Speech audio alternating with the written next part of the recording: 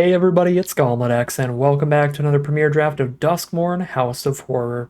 Without further ado, let's get into the pack one, pick one. This is a juicy pack here, a 4 uncommon pack. I think there's really one best option here, and that is the Brood Spinner. It's an incredibly powerful card for green-black Delirium, both helping you fill the graveyard and giving you a good payoff once your graveyard is full of a bunch of different card types. You can get a ton of insects off this, so it's really good at pretty much every point of the game, and it is an excellent reason to go green-black. Other options here are like Razorkin Needlehead. This is arguably even more kind of mana restrictive than the Brood Spinner, because the double red cost is pretty hefty.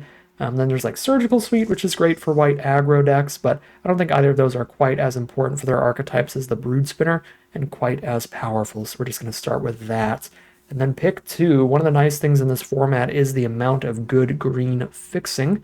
If you want to play a slower graveyard synergistic green deck, you can absolutely play 3 colors or more. At the very least, splash one of these 2 colors to have access to both Oblivious Bookworm, which is at worst a card selection engine, drawing and discarding a card every turn, and at best a full-on card draw engine. If you're playing a bunch of Manifest Dread cards, you're straight up drawing without having to discard.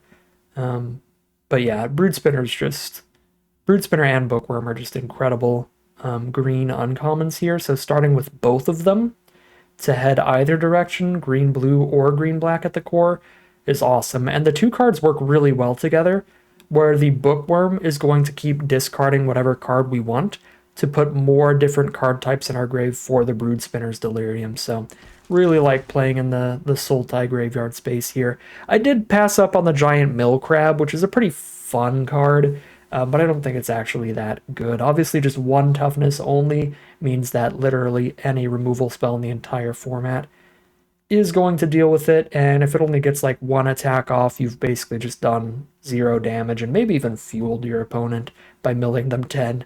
Just let them get their reanimation targets if they're black-white, or their delirium if they're a green deck, or a lot can go wrong with the mill crab. Would be fun to try it out one time. This pack's a really disappointing pack. I don't think anybody'd be excited about anything in here. I suppose we're taking Winter's Intervention. 2 damage is pretty low. As you can tell, a lot of the really good, even 2 mana cards in this format have like 3 toughness. So they dodge the intervention even as just 2 drops, which is awkward. But I mean, what else are we really taking here? There's nothing exciting for anybody. There's just fine filler cards. So we'll take the fine filler card that works best in a slower kind of Sultai deck. Pick 4.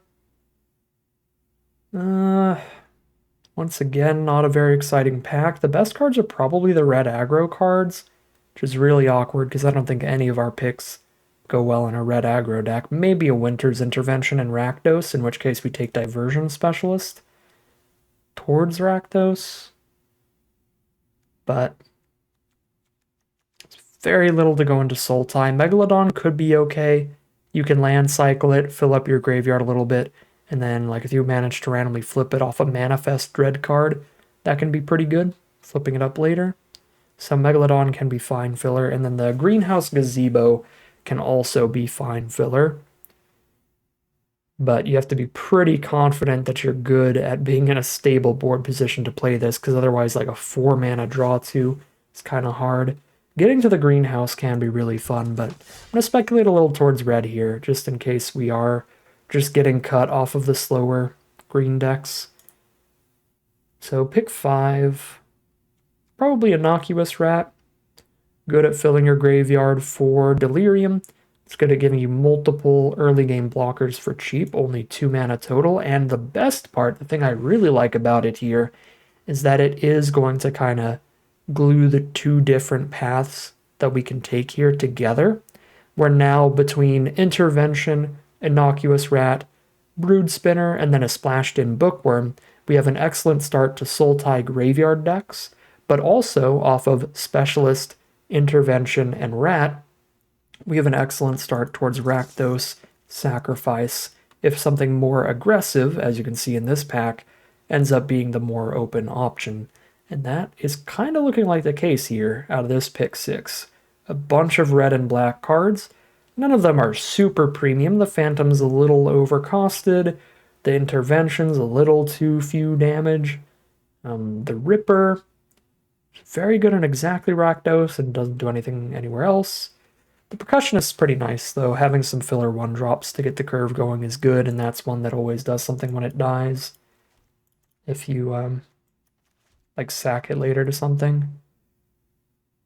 I think any of these 4 are, like, decent, but I don't think any of them are super premium or really far above the rest. I think I'm going to take Percussionist. I just think there's a lot less room for the good, like, 4 and 5 mana cards in an aggressive deck, but really in almost any deck, you have a lot more room for 2 and 3 mana stuff than 4 and 5.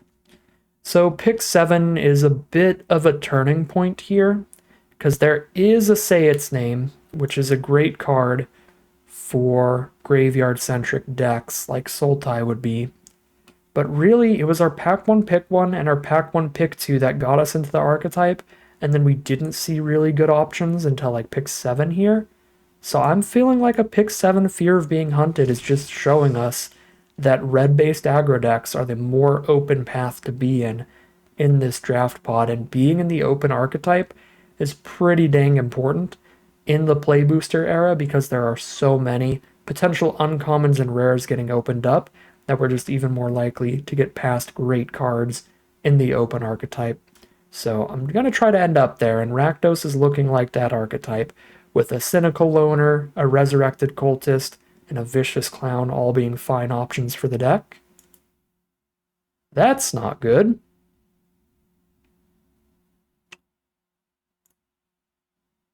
Uh-oh. Arena Light completely froze on me. Oh, that's so not good. MTGA.exe is not responding. I gotta reopen it, and now we hope that it took one of the cards I mentioned. Something in red or black. Wow, that's a bummer. It's been a while since Arena has like full-on legitimately crashed on me. Like that. That is not a good omen here. Oh no, what on earth has it been taking? I can take the Cynical Loner here. Oh, it took a Peculiar Lighthouse. At least Infernal Phantom is like sort of playable here. Actually, I think we want Final Vengeance. I am really happy looking at this pack that we're ending up in Rakdos, seeing Final Vengeance and Cynical Loner as the options this late. Man, yeah, now the Boiler Bilge's Ripper. I'm really happy with the direction we've taken this. We could have been probably in a very good spot if this Lighthouse was just another Rakdos card. That is brutal. It took a Lighthouse on us. There's that really efficient Trial of Agony. You don't get to kill their best creature, you kill their second best creature, but you do shut off 2 blockers, one of which is shut off forever for only 1 mana. I'm so bummed about that. Crashing and getting a Peculiar Lighthouse. Alright, well, here, as you can see, we would have opened up more green power, so I could have stayed Sultai the whole draft and just ended up only getting good cards for the deck in the first few picks, but the second half of that pack really, really went well for us here in Rakdos. So I've got Final Vengeance, Trial of Agony, and Winter's Intervention. So 3 removal spells right now. Not the greatest removal ever, but I think enough removal I can pass up on Infection and Glassworks to take a absolutely premium 5-drop. The Razorkin Horde Caller, one of the best curve toppers for any aggressive deck. When you attack with anybody, not even the Horde Caller itself, you're going to get a 1/1 Gremlin. You do only get one 1/1 Gremlin per turn, no matter how many creatures you attack with, but that Gremlin is awesome. Being able to play the offense and the defense at the same time is good, but in Rakdos specifically, you can obviously sack those Gremlins pretty well. Just a very good card. Pick 2, filler removal with Bear Trap. Killer's Mask is kind of a filler 3-drop. Maybe we get to have a Menacing Horde Caller or something later, but they're already probably double blocking that. Appendage Amalgam is also fine if we end up getting a bunch of Delirium cards. So spit in an enchantment and a creature into our grave. So good card types for that. Yeah, I like Killer's Mask or Amalgam here. We've got 3 5-drops. I don't think I'm drafting another 5-drop unless I see something really good. And if I do, I'm going to draft it and cut a Ripper at that point. Let's go Amalgam. I'm not very high on the Killer's Mask. All right, well, we are going to be doing Delirium stuff.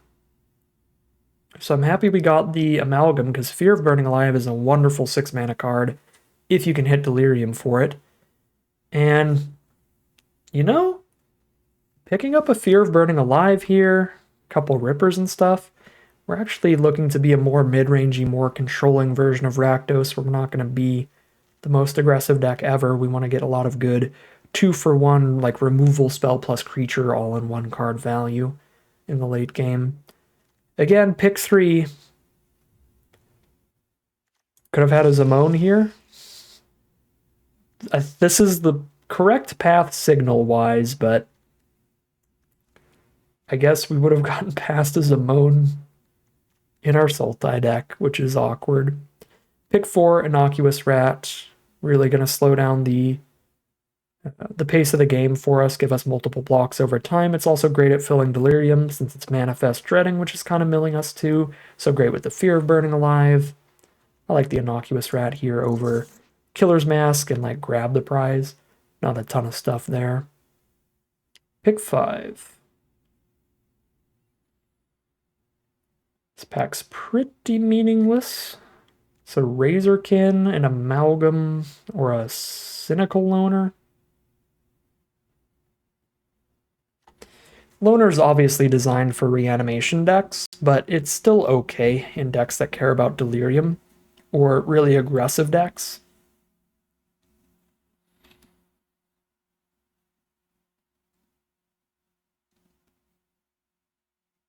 Yeah, I'll take the Loner here.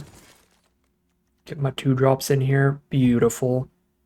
Open archetype is open. We get our Signpost Uncommon pick 6 with Disturbing Mirth. When it enters, you can sack an enchantment or creature to draw 2 cards, and then when you sacrifice this to something else later, you get a 2/2. So it takes a while to do it, but a 2-mana 2/2 plus draw 2 cards is a really, really good deal. So even if it's on a delay and it takes time to get the full value out of the card, it is very worth the mana cost. And here's our 3rd Innocuous Rat. Let's go. Pick 8. Glimmerlight's fine. Really think we're a Commune with Evil or Cracked Skull kind of deck. I guess Cracked Skull, you can play it, Thoughtseize your opponent, and then sack it. Sack the enchantment later. It's like, okay. I don't know, just grab a Glimmerlight. Pick 9. Pretty happy to play Sporogenic Infection. It's a really flexible Edict effect. Like, the worst case scenario is that you just make them sack their 1 creature on board. I guess that's not the worst case scenario. If you don't have a creature on board, and they only have 1 on board, then this doesn't do anything. But if they have 2 creatures on board, you make them sacrifice their best creature. If they have a creature on board and you have a creature on board, you can enchant your own creature with this to make them sack their only creature on board. There's a lot of good ways to play it out. Pick 10, Bear Trap and Ripper are both fine filler. If we do go pretty slow, pretty controlling, I think multiple Rippers is going to play pretty well. Again, if I end up being pretty aggressive, I'm going to cut down and only have the 3 5-drops, but with the Fear of Burning Alive at the top of the curve, we could definitely play a more controlling, mid-rangey version of Rakdos here. Alright, pack 3, pick number 1. Sadly, we just continue opening the great, like, Sultai graveyard cards. We're opening the wrong cards for the open archetype, but we're in the right archetype for this draft pod. We're in what's open, even if we're not opening cards for that deck, which is awkward.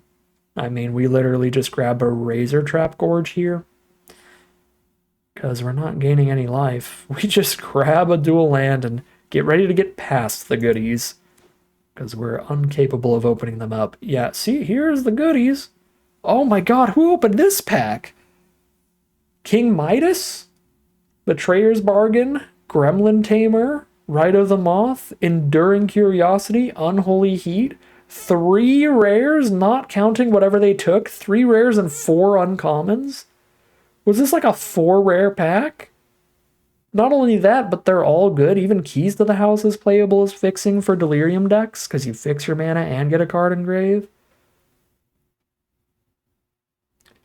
Wow. So Betrayer's Bargain, because it exiles, is probably a little bit better than Unholy Heat.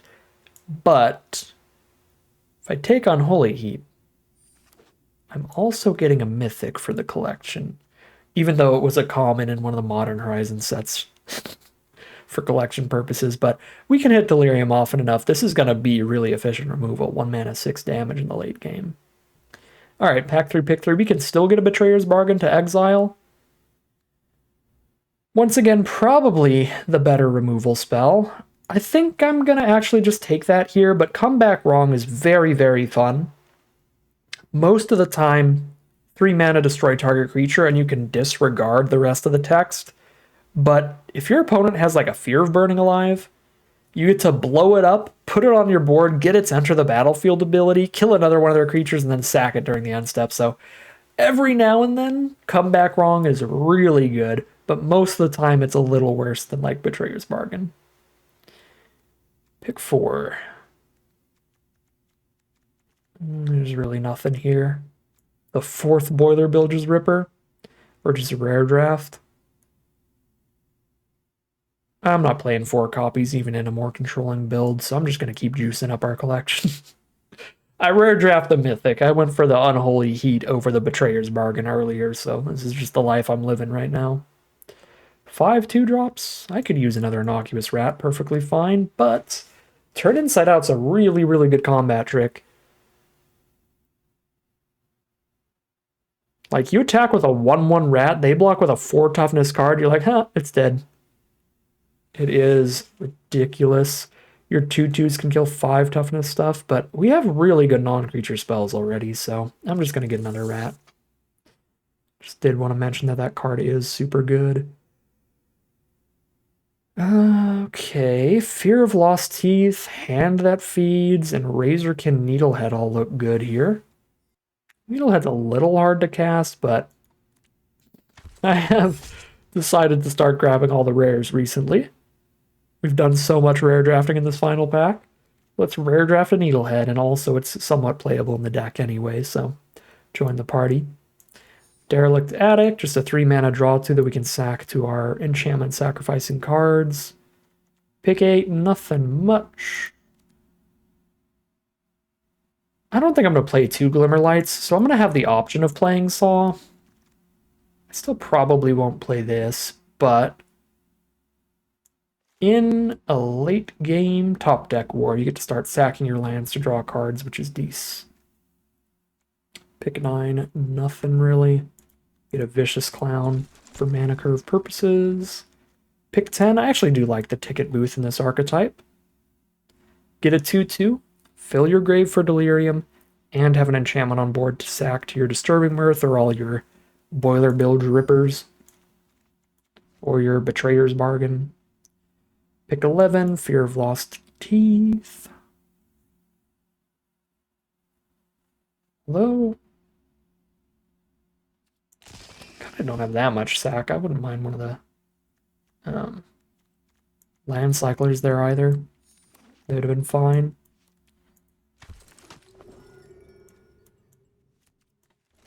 Okay.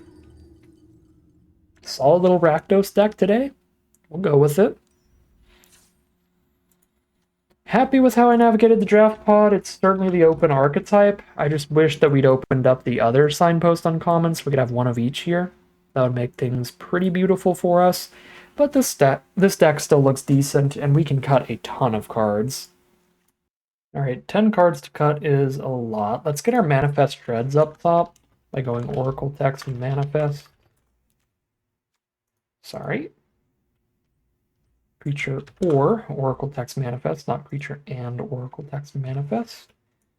And then also Anything with Oracle text that says token, so Glimmerlight goes up there.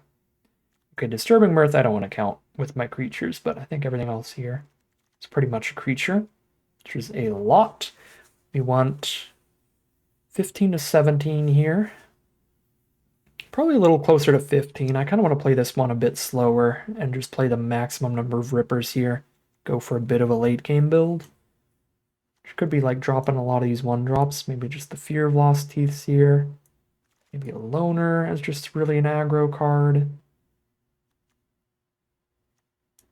Killer's Mask is kind of filler. Can get Delirium, but I still hate the 1 toughness on the Cultist. And Vicious Clown, if we're not going to be aggressive, is pretty bad. Got an okay enchantment count for the Bloodsucker, but anytime it's not getting an enchantment, it is quite bad. So if I cut all those, I still have 1, 2, 3, 4, 5, 6, 7, 8, 9, 10, 11, 12, 13, 14, 15, 16, 17 creatures. Wow. All right. And then 3 more cards to cut. Just cut 3 non-creature cards, getting less aggressive. Trial of Agony is our worst removal spell, because we don't get to choose what we're killing. I don't think I can cut any more removal than that. I mean, it's still 5 removal spells, but I like having a huge removal count. We can cut like a Saw. And maybe 1 more creature here. We could go Needlehead for the restrictive mana cost, but I have no double black cards, so we can go real heavy red here. Do like 11 red sources in the deck, still have 7 black. The only cards I have that need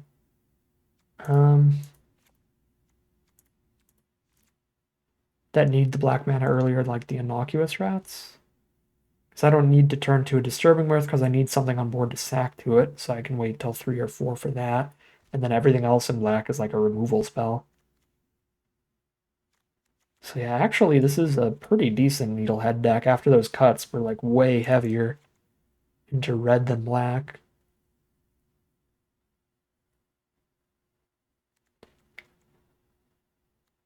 It's 8 2-mana or less cards. I can probably cut one of these Innocuous Rats and wrap it up. Yeah, I think that looks fine. Boop. That makes us even heavier to red for the 11-7 split.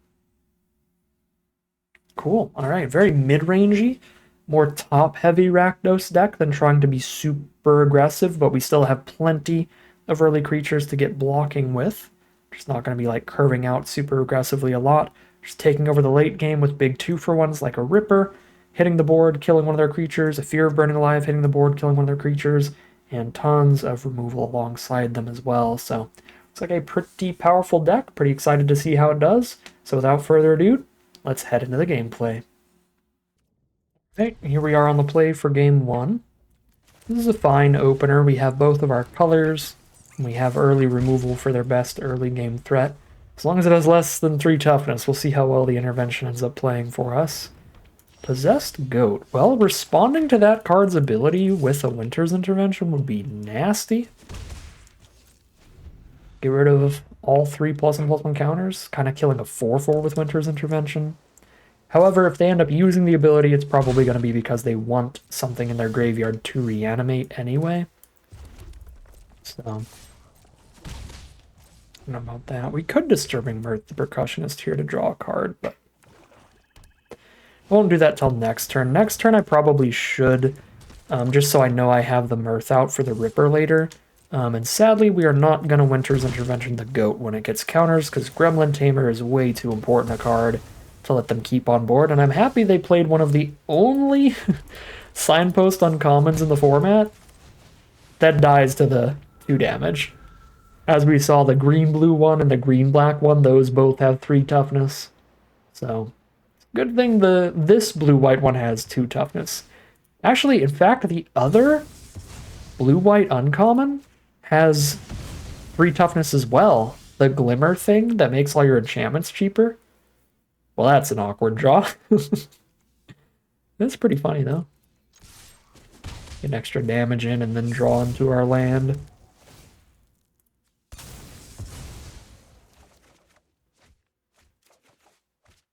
Whew. Well, I did really need to dig to draw into the land, because this is every 5-drop in the deck. So we're going to be playing it out slowly here, playing 1 card per turn, but they are good cards. I could play a Horde Caller and attack here, but against a million open mana, I'm going to play around a counterspell there. Okay, that is fine. Ooh, Manifest a Diversion Specialist. Cool. I'd like to play Horde Caller on a turn when I'm going to get haste value out of it. I'm afraid if I cast it now, then they just get to use, sorcery removal for it. I don't think it really matters. We already have an enchantment in grave for Delirium, though, so I'm going to get the sorcery into the grave. Yeah, that was the right play. Now we have full Delirium by getting the sorcery into the grave. So if we top deck our Fear of Burning Alive, it is going to be ridiculous here. Now they only have a single blue mana up, so it has to be the 1 and a blue counterspell. It can't be the double blue and 1, and it can't be the double blue. I think I'm still going to play my second best play, just in case. But a counterspell is somewhat unlikely with just a single blue up, so I don't want to play my worst play. Right, there was no counterspell, so we just get damage in here. They are going for the Skullcrab Mills. 18 cards left in our deck. Unless they do some crazy combo. That's the only way I've ever been billed by Skullcrab before. Our opponent had the enchantment that doubles up all of your triggered abilities, and then they doubled up the triggered ability to copy the Skullcrab. And both of those triggered abilities were also the abilities of rooms, which means they were eerie triggers. So we milled on each of those, and they milled me like 30 cards in one turn. It was really, really bad. Okay, they're definitely tapped out of counters, so they're super dead. They might even be dead on board, but I'm not even going to worry about the math here. Fear of Burning Alive is going to make this real simple, getting rid of the life linker so that they can't get any life on blocks. And we'll start things off 1-0, head into game 2. Right, here we are on the draw for game 2. Nice combo for our Disturbing Mirth. We can sacrifice our ticket booth. However, we do have to wait till turn 4 to do that, so if they're really aggressive, we could have problems. And Survival is the most, not the most aggressive green deck, but one of the most. I think green-red is probably slightly more aggressive than green-white. It does benefit the absolute most from being on the play, though. Survival really needs to get those attacks in before your opponent can establish blocks. Oh, boy. This is really bad. Opponent is winning the coin flips right now with this deck. Survival probably, out of every deck in the whole format, benefits the most from being on the play.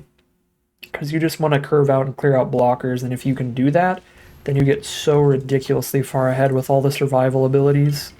My god, they have the baseball bat too, so they can tap their own creature to get a survival trigger or tap ours so that we can't do any blocks anyway, but here they're just going to get a full board of survival triggers. This is actual Magical Christmas Land from my least favorite archetype in the format. The mechanic that just kind of irritates me a little, so this is literally my worst nightmare. And unwinnable game is unwinnable, I imagine.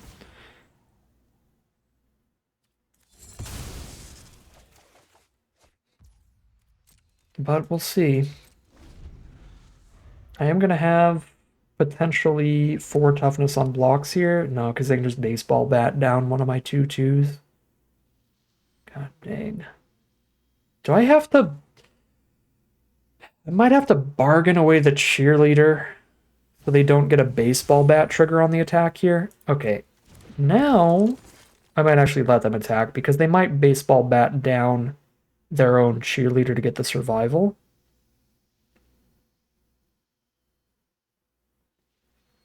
If I expect them to tap my creature, god dang it. was gonna say, if I expect them to tap my creature, then I can just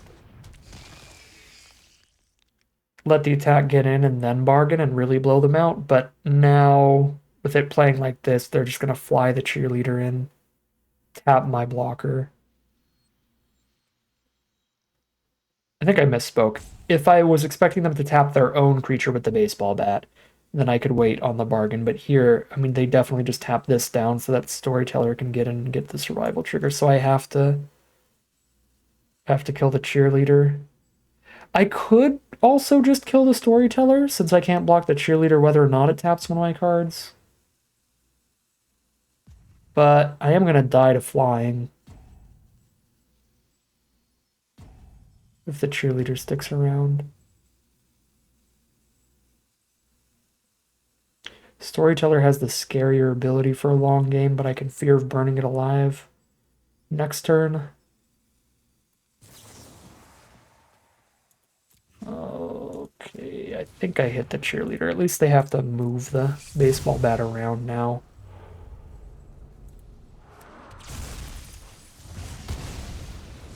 Okay. Oh shoot, I don't have delirium until one of my creatures dies.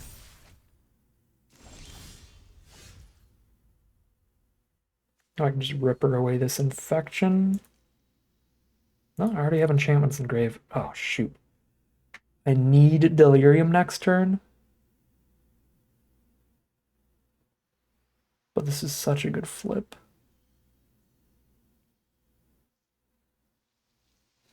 Could ripper, sack this, kill the flyer. Or play this and flip this.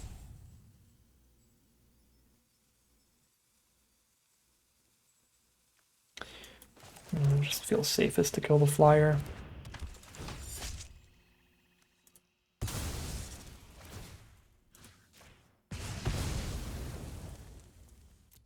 Now they just baseball bat up the Storyteller, tap my 4/4.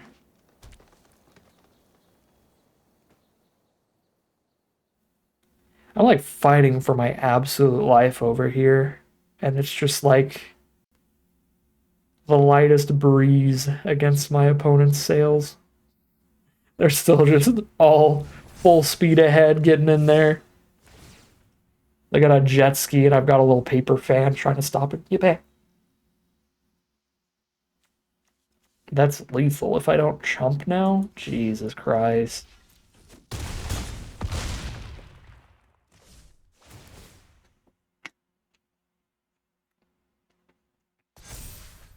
I mean, we might have put up enough. Oh, jeez. Second Storyteller. We might have put up enough of a fight here that had we been on the play, we might have stood a chance. But on the draw, I mean, we're dead this turn. Lethal. Yeah, not much to say about that. I don't really think... Maybe there was one turn that was like slightly wrong, but there definitely wasn't anything that survives this start from our opponent. That's just what happens when the survival deck has the dream curve out on the play. Literally unstoppable, and we are 1-1 heading into game 3. Well, here we are on the draw again, sadly. Hopefully not as punished for being on the draw this game. Although there is still, you know, a hearty chance that we would have died last game even on the draw. But we would have stood a chance. Certainly would have had at least an extra turn.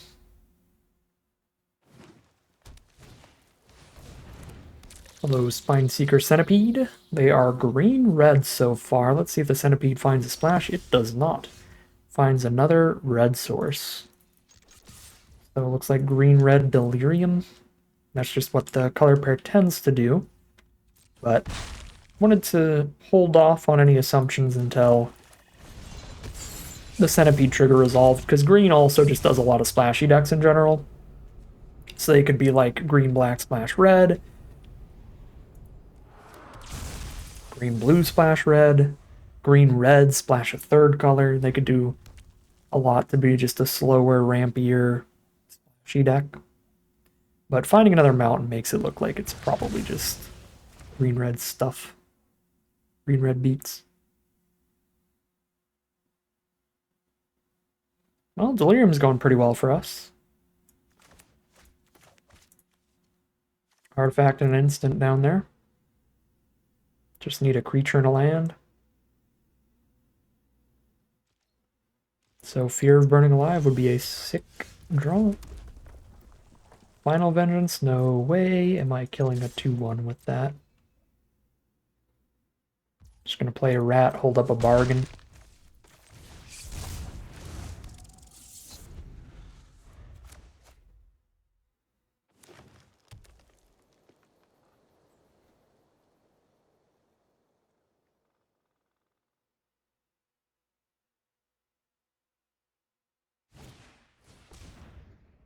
Coordinated Clobbering. I'm not even gonna Betrayer's Bargain that. I could to stop the clobbering, but that's just such a good swing in value for me in the first place that they would spend a removal spell on my 1/1 rat that gives me something when it dies anyway.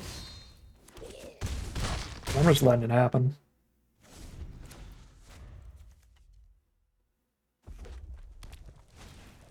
Here's the piggy bank. And that is it for now. Double block the Horde Caller. If they double block, I can Betrayer's Bargain, and I still have 2 removal spells left.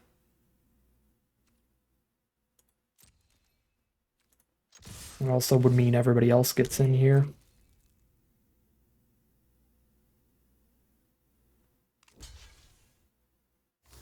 Yeah, this looks super fine.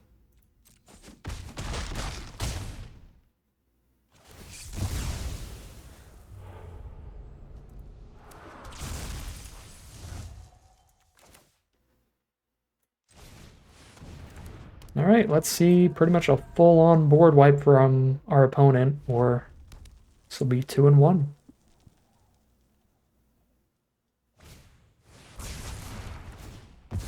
It's not a full-on board wipe, so I'm pretty sure we just win. I have 3 removal spells. I'm just going to shoot the face here. Oh, no. Oh, I don't have the mana for that. I was going to say that's such a gross draw. I can just do 4 mana for this, actually. Still lethal. Still lethal. 2-1 it is, heading into game number 4. Right, here we are on the play, game number 4, and we're getting aggro with this one. Beastie 1 drop to start things off. Excellent 6 drop to top off the curve later. I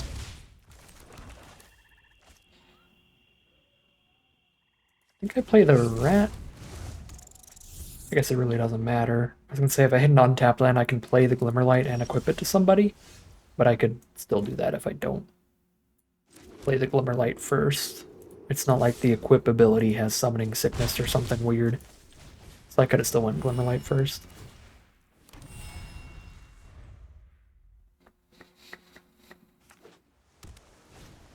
Tunnel Surveyor. Quite a little roadblock here. Certainly happy to have the Glimmerlight. Make my 1/1s 2/2s so they can still attack. That's awkward. Well, we digged through a couple lands, though, with that, so it's probably all in all a pretty good thing. Dig closer to our mana. We definitely need it here. Yikes.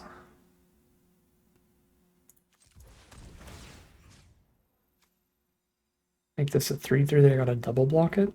Or do I just make a 1/1 a 2/2?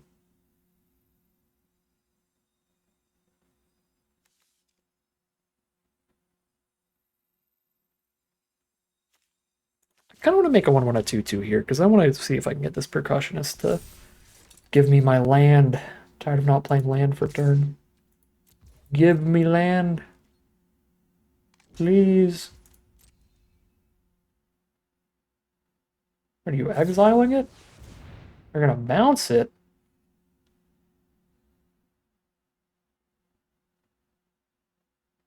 I don't think I care that much. If they spend 4 mana removal on my 2-drop, I'll just put it on the bottom.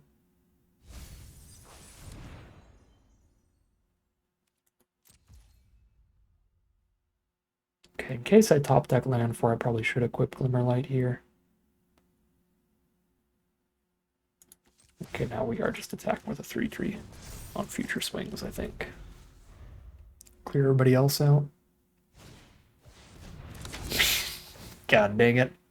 I put all my eggs in one basket. No.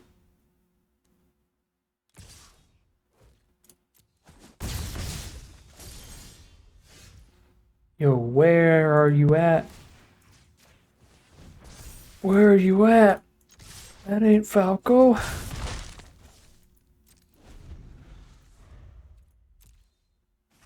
Sometimes my commentary is just completely indiscernible. It's just references that literally nobody will get.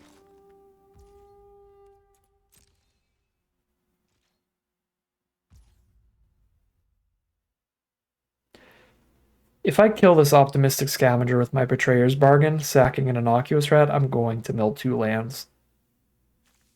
After like 4 non-lands in a row, plus milling more non-lands, I'm gonna hit the land clump right now. Watch me.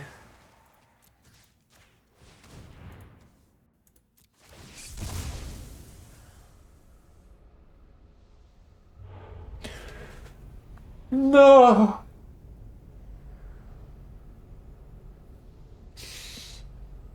RNGesus hates me this game.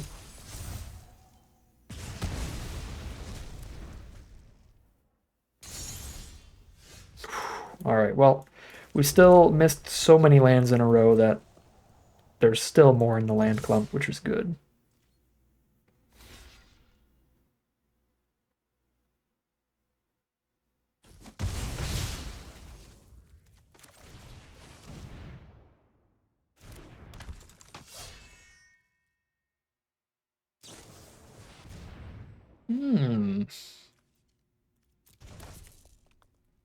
The plan is to annoy me to death, I see.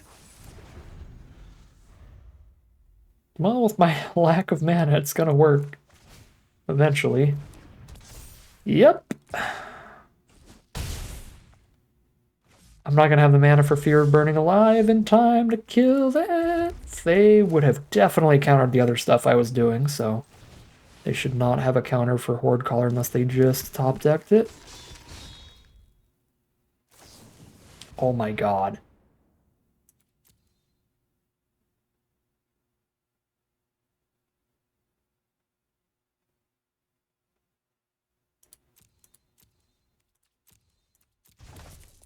Horde Caller wins the race because it gives me the chumper every turn.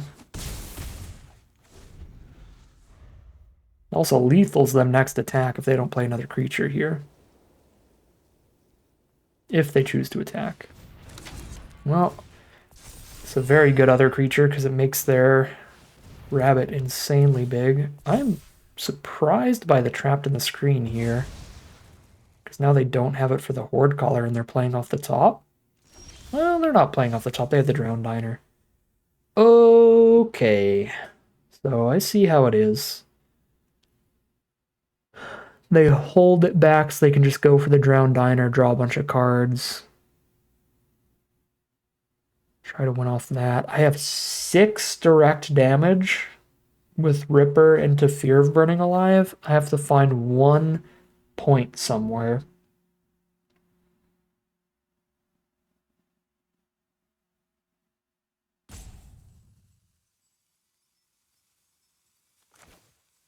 I'm just going to play the Horde Caller, because if I have Fear of Burning Alive on board when I play the Ripper, then I can shoot them for 2 and a 1/1 for 2. So if they like play another creature here, I Fear of Burning Alive, kill that creature. Awesome. So yeah, I can Fear of Burning Alive one of these, and then when I Ripper their face, I Ripper their face and kill another one of these. So yeah, Fear kills the 3/3. Shoot, unless I don't hit the Fear mana, that's an option too.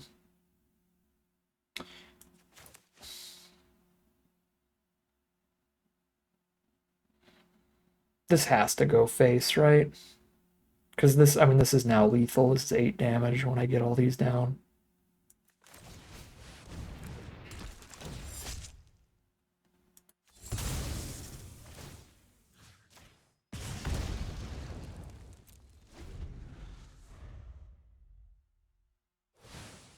Alright, here's the Drown Diner.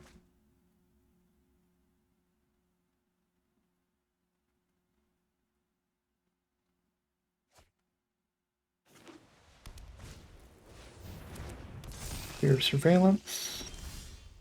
There we go.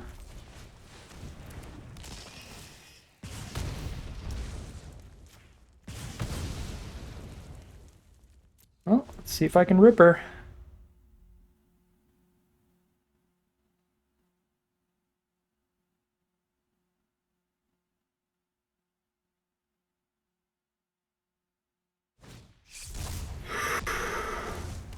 Hello, Oculus. Hey, tapped out. We know they don't have counter spells. Try to kill me with the giant eyeball from Terraria. No, thank you. We play Minecraft in this house.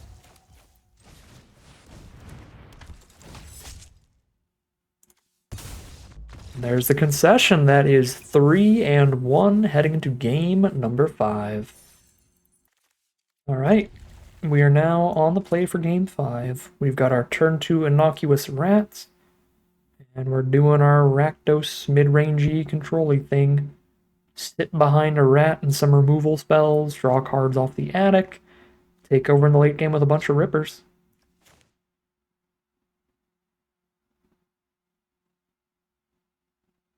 Razor Trap Gorge looks really cool. And our opponent's hand apparently does not. Because they are really debating here on the mulligan.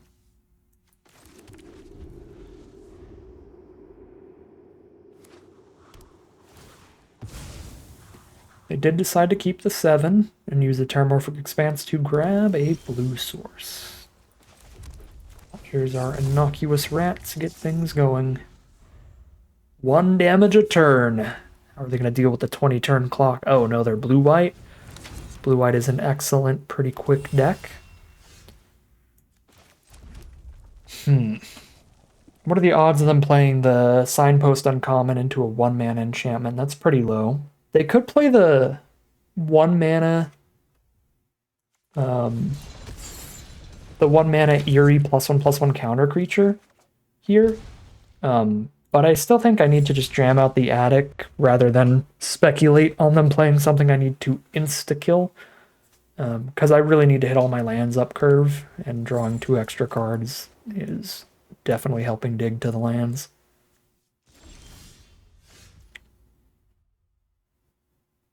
Let's draw 2 more cards, I suppose.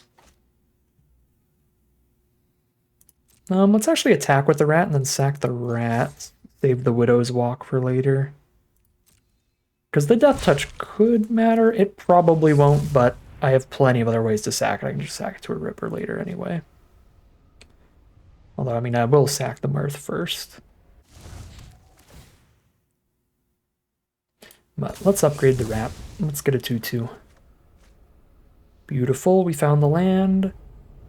One part that is a little less beautiful is that it isn't a black source, so I'm not holding up Winter's Intervention here, but I'd still rather hold up the Bargain than play the Glimmerlight. The really nice thing here is that if I don't end up needing to cast the Bargain, I can flip up my Razorkin thing and start getting the pings. So if they don't play one of the good uncommons to kill. And they don't. Let's start getting 1 damage in, even those things tap.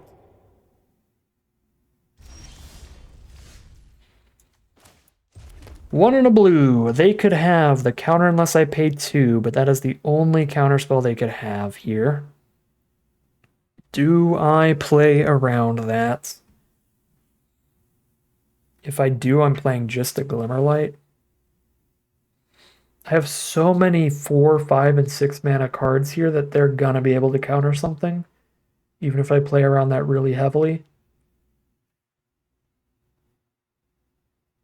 I think I just go for the second best play here. So if they don't have the counterspell, I'm still doing a really impactful play. And if they do have the counterspell, then Horde Color gets to resolve.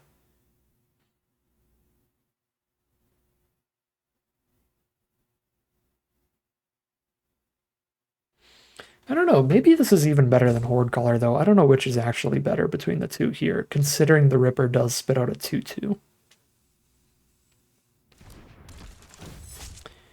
I imagine they didn't have the counterspell here, because if they did, a 4/4 plus a 2/2 plus kill their 1/1 is a very big swing on the board. Yeah, I feel like this is probably even more impactful than the Horde Caller, and I'm just going to pretend that I thought they didn't have a counterspell the whole time. I just wanted to play the best play for turn, obviously. There's no way they had the 1 blue counterspell. Alright, hello, Fear of Immobility.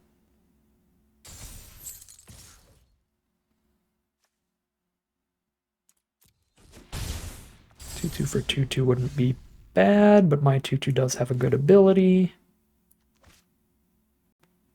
Phantom and wipe the board with Betrayer's Bargain?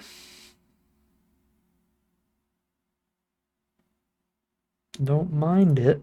Gets an instant into my grave so that Fear of Burning Alive has Delirium from then on. Although Winter's Intervention will also get the instant into my grave.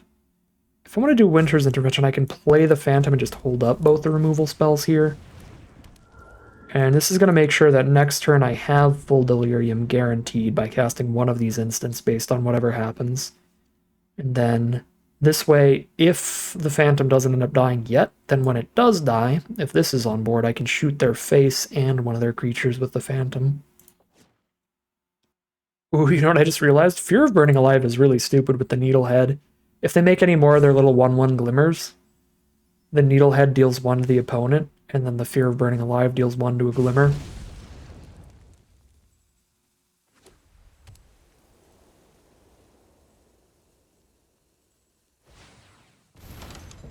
Elegant Rotunda.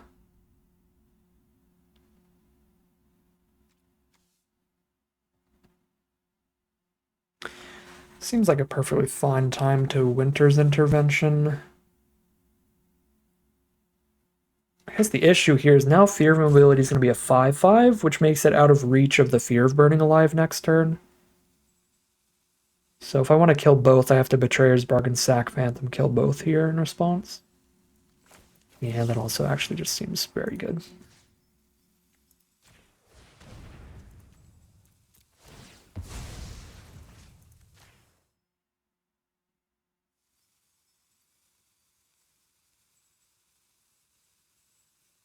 Let's see what their next trick is here. Nothing, it's just a removal spell. 6. So we wipe the board. They have 2 cards in hand, we have 4. One of those is a Horde Collar that we're just going to start going with. Going crazy. Yeah, this is just a very good position, it looks like. Our 2/2 on board can turn into a 4/3 menace and start drawing us cards by sacking things.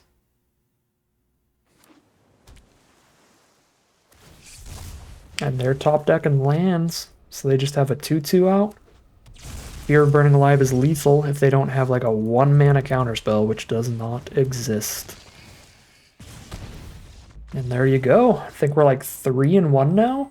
At least a 50-50 record with this deck, getting at least 3-3 at worst. Really good showing from this Rakdos deck. Been loving that Fear of Burning Alive. We've been lucky enough to draw it pretty much every game, but all the Rippers have been great too. We're actually 4-1. Not only at least a 50-50 record, but at least a positive win rate here. Winning more games than losing, no matter what happens from here. All right, here we are for game 6, a very slow hand here, but we have at least 1 early game threat and a bunch of removal. I guess a 2/2 is not much of a threat, but I have an early game 2/2 that I can block with. Not a survival deck again. On the play again. If they were on the draw, I could kill this before its survival triggers. But they're on the play, so I can't. Because I can infection my 1/1, make them sack a creature. That's so frustrating. It's just such a coin flip of a mechanic where it's like, well, congrats for being on the play. That cartographer would be dead before it does anything if you weren't.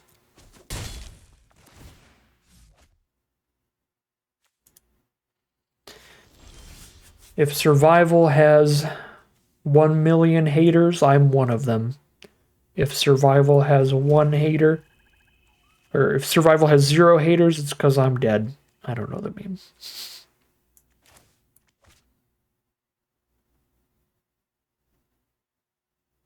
Probably supposed to just hold this 2/2 up here. And it's going to draw a land every time it survivals, so if they just have a combat trick in hand, this is going to be bad. But I imagine they're going to play worse stuff for me than the 2/2, so I can infection that and kill the next biggest creature. Once I have 5 mana, I can kill that, period.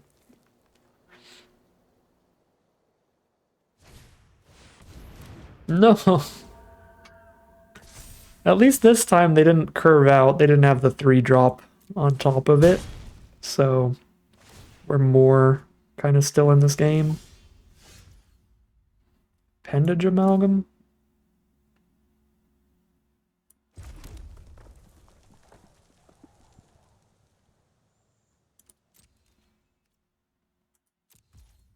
Well, if they kill my Glimmer, then I can trade an Amalgam into the Cartographer.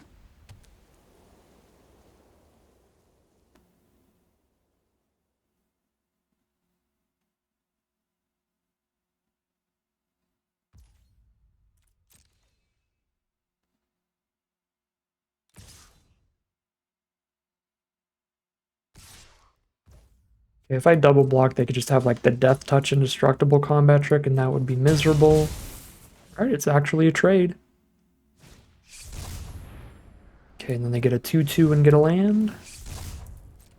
Super fine. I don't have anything good to sack to kill this 2/2, sadly, for these Boiler Bilges Rippers. Probably want to get the Sporogenic Infection on board just so I can sack the infection.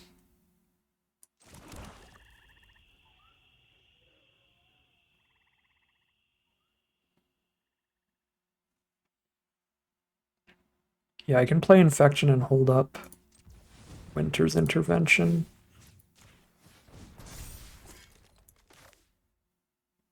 Get them to sack the flyer. If this face down happens to be better than the flyer, then because it has an infection on it, if I shoot it with a Winter's Intervention, even if they flip it up and it's like a 9/9, it'll die because it's been dealt damage. So this seems pretty fine. Land 6 wouldn't be completely useless because then I could theoretically play a Ripper and a Final Vengeance in the same turn, but I'm not doing good on having permanents to sack right now. So I don't really have enough cards on board to play both of these in one turn. I mean, unless I just play the Ripper without sacking anything, which is sad. I would rather not. Please flip it up into something giant. Awesome, thank you. So we soaked up 4 of their mana and killed the thing. Feels really good. And there's the plaything. And I can kill that with the Ripper. However, I could also just trade into it, which is fine, because then I get to surveil and kill it.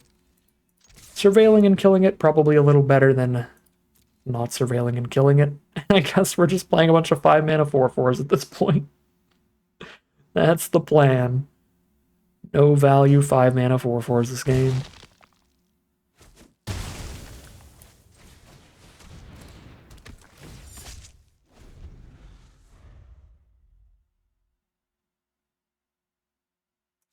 This is tragic, but this is what happens when we don't draw all our rats.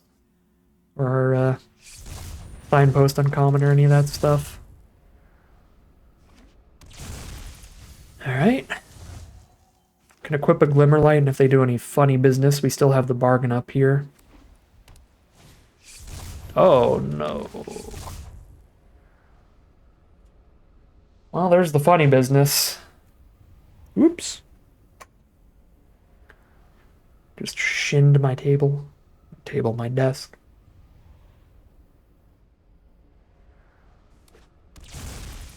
Well, this is bad.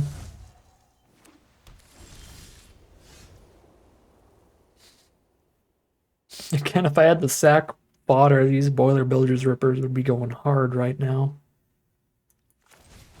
But instead, they're just sitting here blocking 2/2s.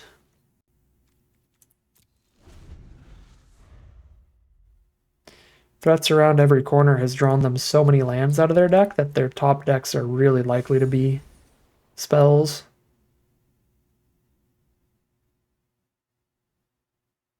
So they're certainly going to draw better than us on average from here on out. Yikes. One of the manifests was a 7/6 trample. And there's the removal spell.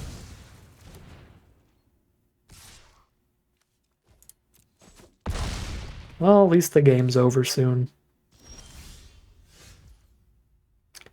Yeah. This is only 5 damage.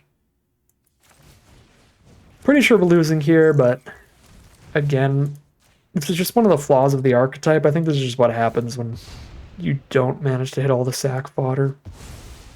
Oh, man. Hit the only 5-drop left in the deck. It's still till the end of your next turn, so I can still play it. Next turn. Oops. Oh my god. That was not intentional. I was trying to click right directly above that button to just skip through to the end step.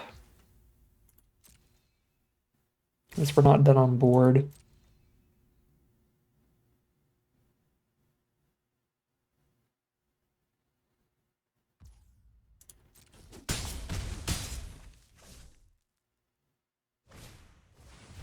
Oh my lord. Wow, alright, we're so dead.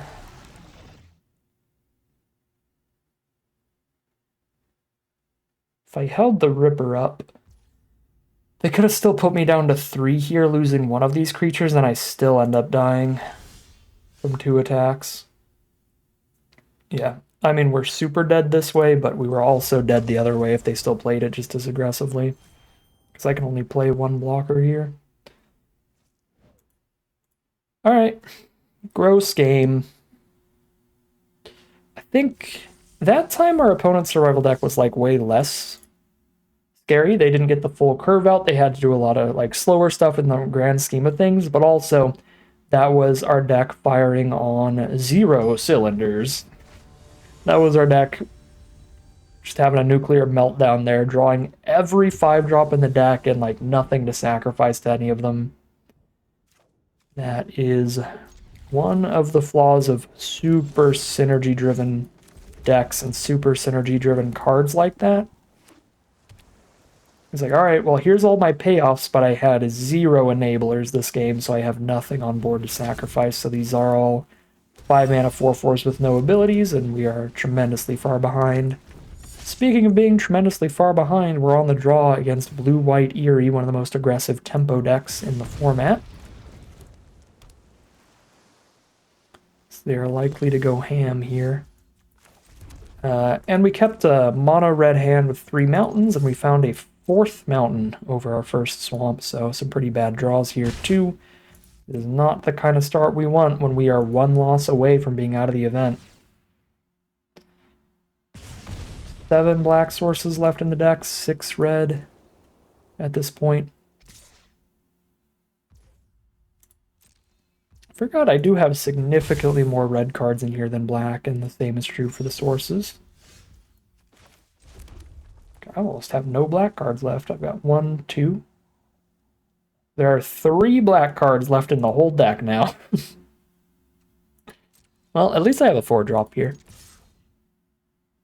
This feels like a continuation of the end of last game, though, where we are just here for maximum awkwardness. This time it's mana-wise, though, which can happen to any deck. It's less of a archetype-specific flaw this time around. Hey, there we go. Make that a 4/3. They can still kill it with a double block. I guess I can Unholy Heat in response. It's fine. Oh, I don't know why I didn't play the Swamp there. Shoot. Should have played the Swamp. Because then if they didn't block, I flash in the Amalgam, get 4 damage in there. I guess since I didn't play the Swamp, I could just Innocuous Rat, hold up the Heat, and have the Amalgam for later. This is fine. They have the counter unless I pay 2. That was a lot of thinking when the Rat went on the stack. Elegant Rotunda. Heat.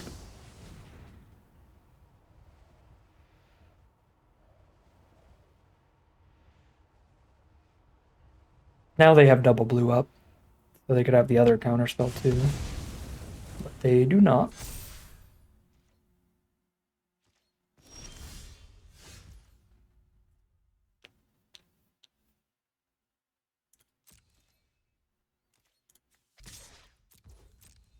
Double block and then we Winter's Intervention.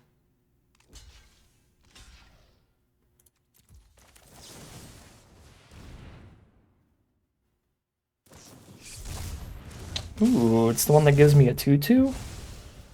Okay, so I get a 2/2 and I kill their 3/2. This is still not a bad deal.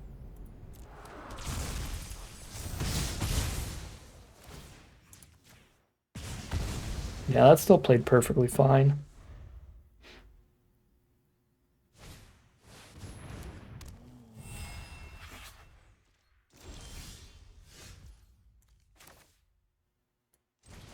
That was a really good draw. Get to force the chump here while I do this. Beautiful. They're down to 11.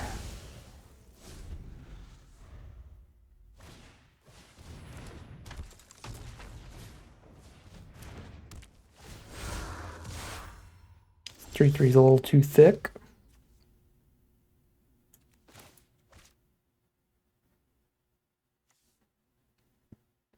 Can Ripper it post-combat.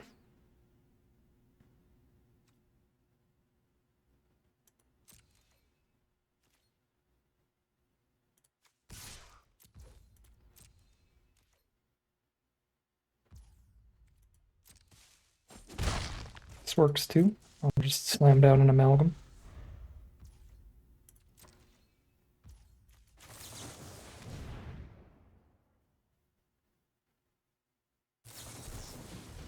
Counter a creature or enchantment. Well, at least that did not stop a Ripper.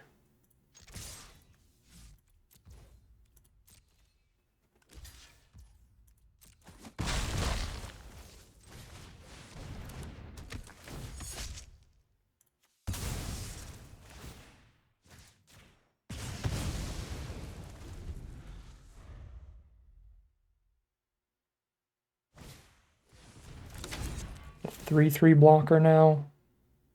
If it takes 1 damage, I can still finish it off with a Ripper. Although I will have to sack something real at that point. I'd sack the 2 till I manifest it off the Rat. But also, if they do block that way, they're letting 4 damage in here.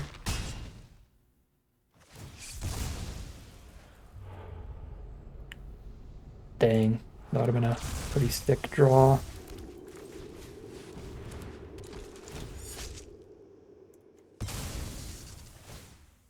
Okay, I've got onboard lethal. They are playing off the top.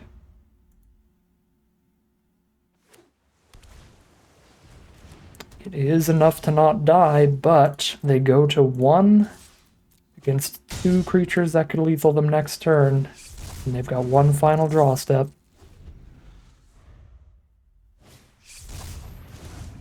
and it is exactly not enough. Our 1/1 rat is gonna finish the game for one last point of damage. That is 5 and 2. We're officially in the money out of this draft, leaving with more gems than it cost to enter. All right. Quite the curve out here on the play. 1, 2, and 3 drop.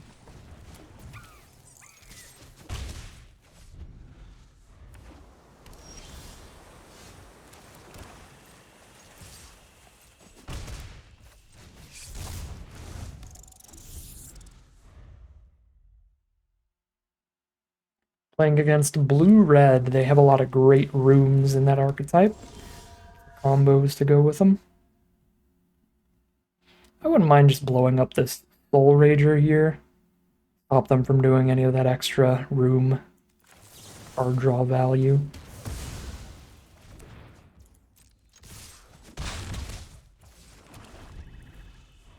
Because then they can play like the 3-mana deal 4 room and then also sack it and draw a card.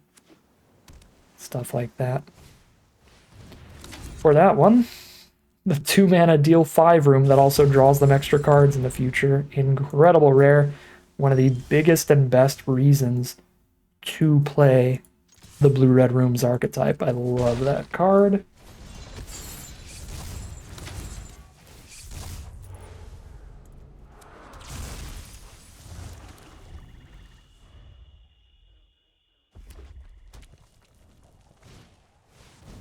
Diversion Specialist.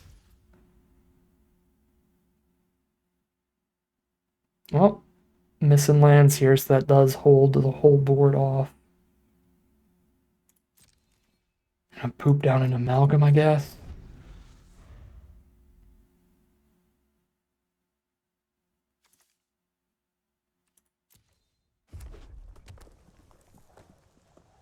Apparently 17 lands is just not enough anymore. Oh, gross. Fear of Isolation for the Roaring Furnace.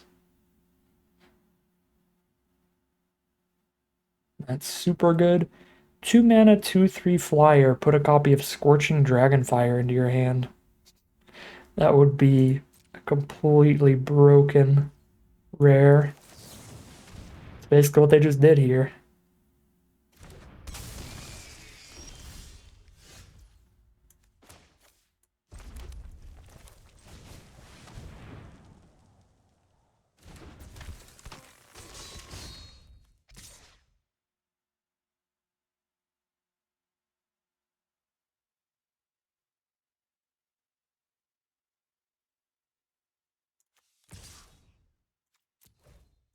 I'm gonna do this because they can just Roaring Furnace the Horde Caller anyway. Roaring Furnace. So if they want to double trade here, that's fine. And they do not want to do that. They want to Furnace the Horde Caller.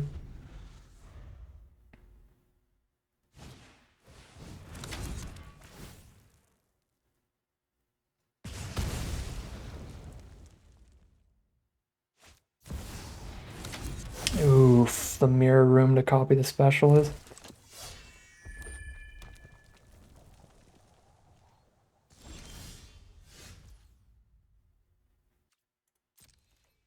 I feel like if I attack with one of my 1/1s, they're just gonna not block. If I attack with 2, I'd have to lose both of them, but that I can Ripper one of these blockers out of here.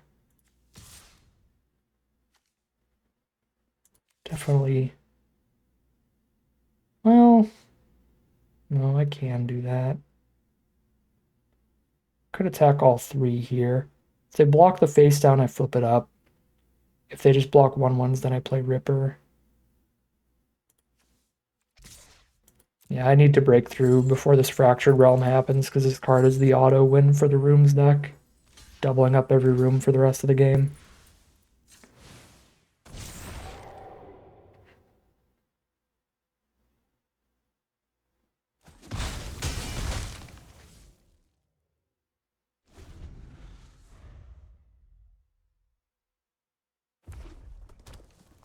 And that's the mana for it, and they are under pretty much 0 pressure, so if they want, they can just set that up.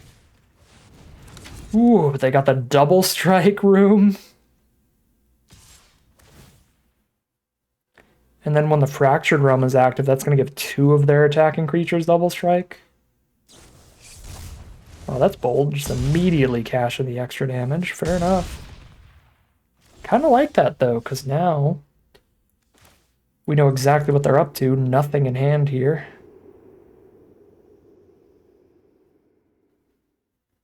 I've got the Betrayer's Bargain to kill this 4/3 here. So I tap out to Betrayer's Bargain that, and then they just make a 2/2 here, and then I Ripper the 2/2.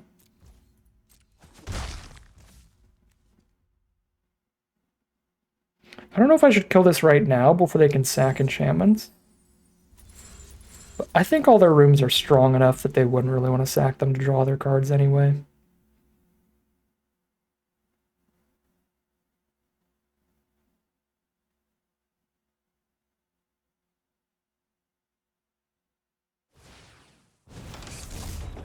Okay, they are going to get the 2/2. Surprised even with the 4/3 out, they're going to get the 2/2 before they Fractured Realm. They're not going to try to double up the 2/2s.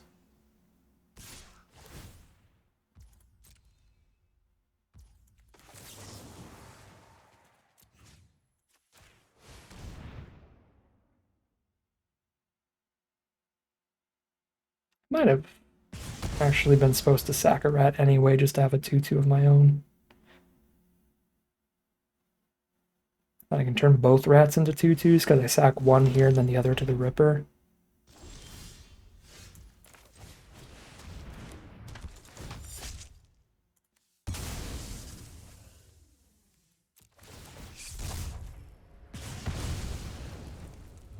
Oh my god, it was an Overlord of the Flood Pits under there. Super lose if that flips. Get the Tunnel of Hate double strike too. 10 power in the sky. Yeah, another ticket booth.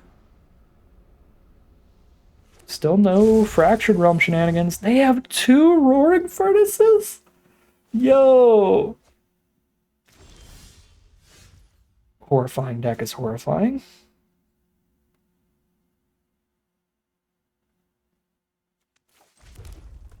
Can force a chump here.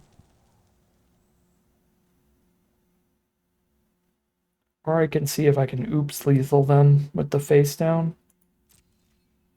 I'm gonna try to oops lethal them. Might be a bad idea. Let's see.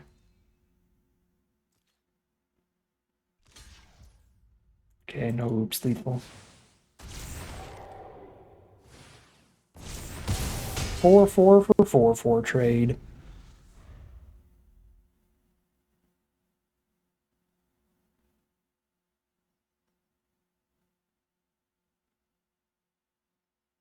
They're still drawing 2 cards every turn, so they can absolutely draw out of this. Fear of Isolation? Yikes. Choose the ticket booth here over the Roaring Furnace? That's very surprising. Oh yeah, because they don't have enough cards in hand to kill anything with Roaring Furnace. Never mind. That makes perfect sense. Okay, now I have a wonderful turn where I get to double strike and play the Needlehead.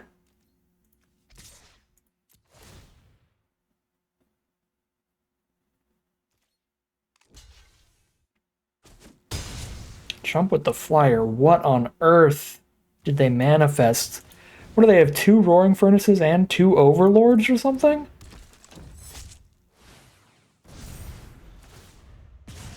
Oh, it's another Soul Rager. So if they can clear our board, they can lethal us with double strike. Skull Claw. Or sorry, Skull Crab. That's the only way I've ever died to Skull Crab before, was Skull Crab Fractured Realm. That's 6 mil immediately. Now they're going to draw 2 cards in their end step, which, if they don't kill Needlehead, is actually good for us. That just means they die next turn. They draw 2 cards in their end step, go to 1. They draw a card during their turn, go to 0, and die. Alright, another 6 mil is bad for me, but Needlehead kills them.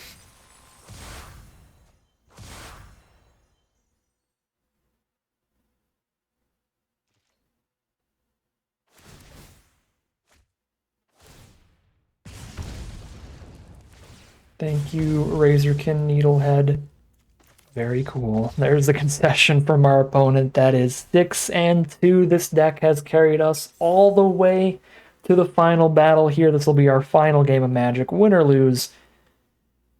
Just gonna wrap up today's draft, see if we can't get a 7-win run, or if we just got so close, but so far away.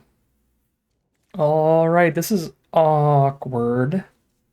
A lot of our hands have really wanted to draw more lands to get to our 5 drops turn 5, 6 drop turn 6.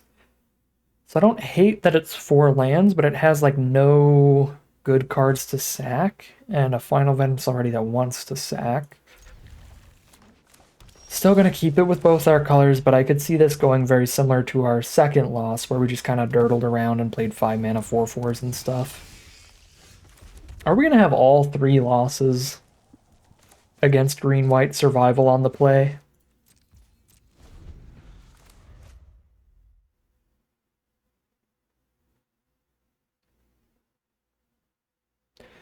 Deck is like a 9 out of 10 archetype on the play and a 4 out of 10 archetype on the draw.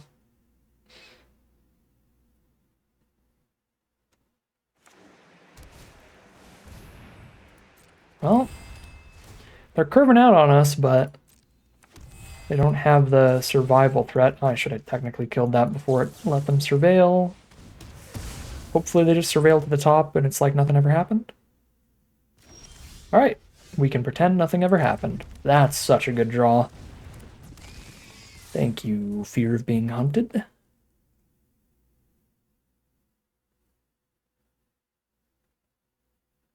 Card's also pretty good with Glimmerlight, if they just like play a 2/2 and they expect to trade off.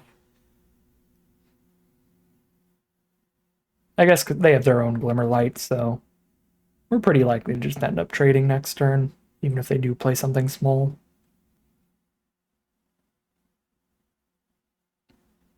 I don't know what's going on here. I guess our opponent does not want to accept their forced block. There they go.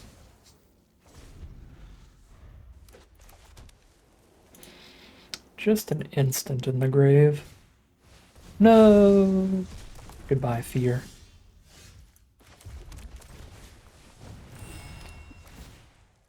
Okay, our Fear of Burning Alive looks really bad right now. If we're super lucky, we top deck a Manifest Dread card here to get the Fear going.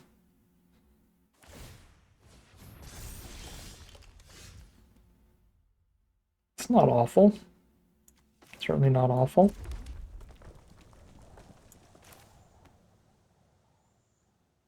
Make this a 3/4 that deals 3 when it dies.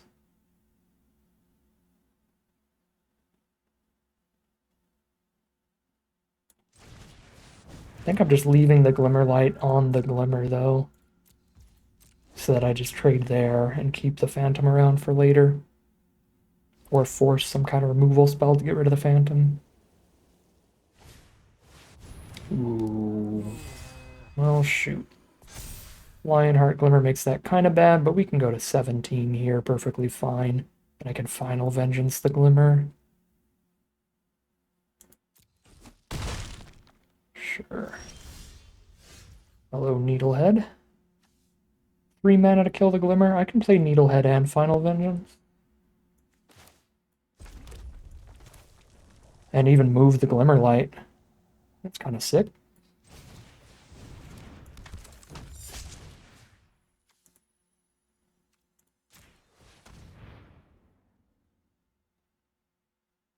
I'm just wiping the board. I don't mind just wiping the board.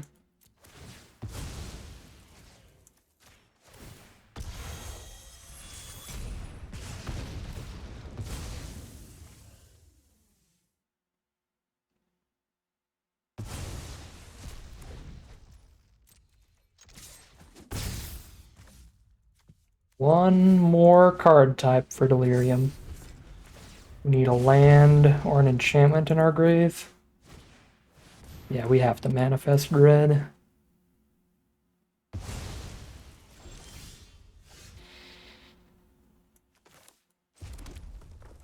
I guess they have no creatures on board right now, and we just have no idea when we're going to draw into Self-Mill, so should probably push the aggressive lead here. Try to put them on a 2-turn clock. Okay, Living Phone can only chump block here, but it does draw them a card when it chumps. Ooh. Now I make it trade into the 2/2 to get the rest of the damage in. Yeah, because I want to play this anyway.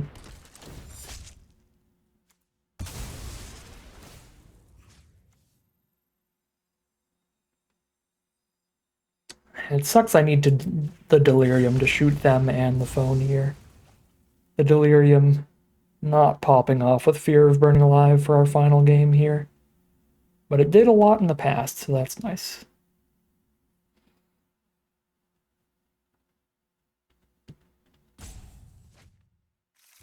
Okay, they hit a 2/2 Vigilance. Doesn't matter too much. But it does make sure we don't have lethal next turn. Altenac matters a bit. I have a lot of cards I can top deck to fully lethal them at this point. If I put them to 2. I have 2 more copies of Boiler Bilge's Ripper. If I put them to 2. I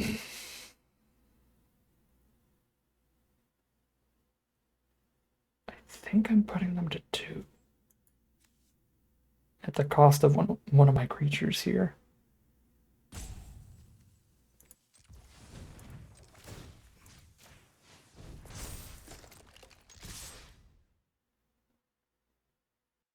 And I'm pretty sure you just block and kill the Ripper, because Fear of Burning Alive only really matters if we have Delirium, and even then it only matters at making the damage that I deal to them also hit their creatures. But if they take the 5, if I deal any damage to them, they're dead anyway, so the ability actually just genuinely doesn't do anything. It's like, okay, if I ping you for 1 and then you're at 0 life and lose the game, then I get to ping a creature too. Well, Scavenger was a good draw. Goes with our Fear of whatever. The buff up here. Fear of Surveillance.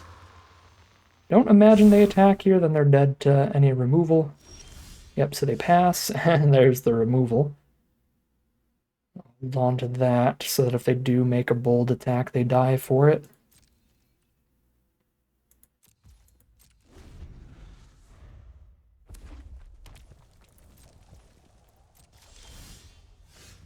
Hello, Menace Threat. That's a straight-up game winner already. They need 4 blockers now to not die, and they don't have 4 blockers. That is game. 7-2. By the skin of our teeth, we make it all the way in to a full 7-win trophy run with this beautiful Rakdos deck. Super happy with how I drafted today. I'm sure there were plenty of gameplay errors at different spots, and they will be pointed out, but I really like this deck, and I'm really happy that we pivoted into Rakdos, even with such a strong start, kind of trying to lock us into Sultai. I think it is just really powerful to end up in the open pairs, so seeing so many good Rakdos cards go late during that pack 1 to where we're just wheeling all of the black and red was a really good sign to just hop into that strategy and get a really synergistic deck here. That pulls us all the way to a 7-win run. So, yeah, super happy with this draft. Not too much to say, really happy with staying open and finding that open color pair. I think that was the big key to this draft, the key to getting this deck to tick and work so well. Any huge overperformers or underperformers? Fear of Burning Alive was pretty phenomenal most of the games, but we also did see the flaw of when it doesn't have Delirium in the last game or two. I think everything played just about how we expected it to. I don't think there was anything that really surprised me a ton. yeah, everything was just really solid, and I thought it was really solid going in. So just a great draft all around today. Grab our 2,200 gems, 6 packs of Duskmourn House of Horror, and that is going to end today's video. As always, I'd like to thank my patrons and YouTube members for their support, as well as you for watching the video. If you enjoyed it and you're interested in seeing some more, you can always like, comment, and subscribe to tell the YouTube algorithm to send you some more in your recommended feed. If you'd like to catch me live, you can check out the Twitch channel in the link in the description below. If you'd like to support the channel directly, you can check out the Patreon link in the description below. But other than that, as always, thank you very much for watching, and I'll see you again soon for some more Magic Arena.